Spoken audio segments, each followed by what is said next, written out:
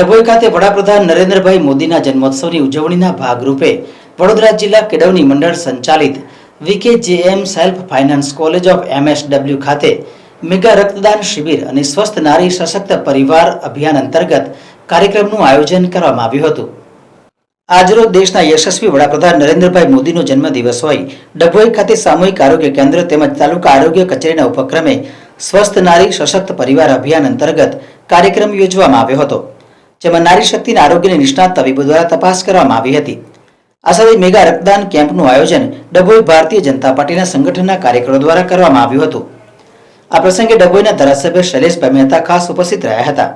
ડભોઈ ખાતે વડોદરા જિલ્લા કેળવણી મંડળ સંચાલિત વીજેકેએમ સેલ્ફ ફાઇનાન્સ કોલેજ ઓફ એમએસડબલ્યુના સભા હોલ ખાતે સમગ્ર કાર્યક્રમનું આયોજન કરવામાં આવ્યું હતું।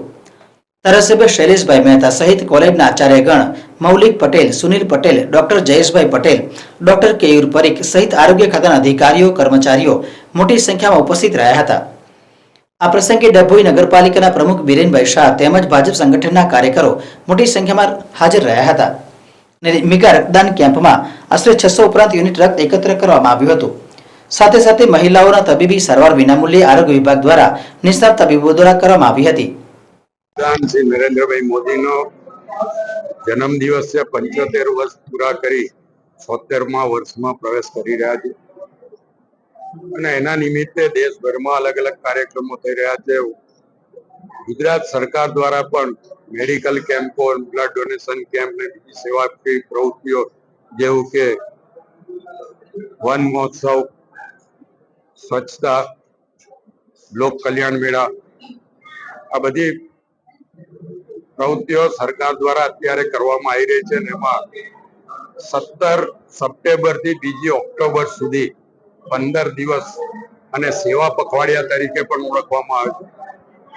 આજે ડભોઈ નગરમાં કોલેજ ખાતે મેડિકલ કેમ્પનું આયોજન કરવામાં આવ્યું છે, જેમાં વિવિધ રોગોની સાથે આયુષ્માન કાર્ડ હોય કે આરોગ્ય લગતા બીજી યોજના હોય એનો પણ લાભ લોકોને આપવામાં આવે। અહીંયા આયુર્વેદિક, હોમિયોપેથી ને એલોપેથી ત્રણેયના કેમ્પો અહીંયા રાખવામાં આવ્યા છે અને એના દ્વારા લોકોને મદદરૂપ થવાનું અને ખાસ કરીને ટીબી પેશન્ટો માટે અહીંયા કેમ્પ રાખવામાં આવ્યો છે। ટીબી પેશન્ટોને એનજીઓ દ્વારા એક કીટ પણ આપવામાં આવી છે।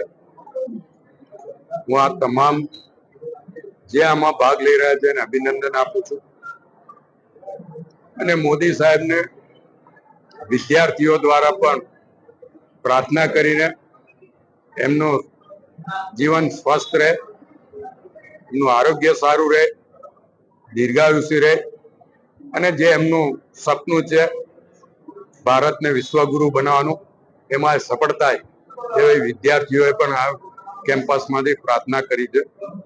આજે બીએસડબલ્યુ, એમએસડબલ્યુ અને નર્સિંગના અભ્યાસ કરતા વિદ્યાર્થીઓ સાથે પણ મુલાકાત કરવાનો આ કેમ્પસમાં મોકો મળ્યો છે।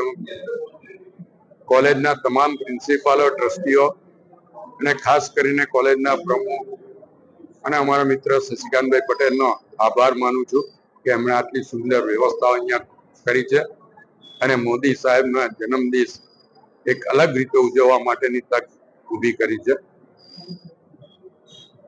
બરાબર।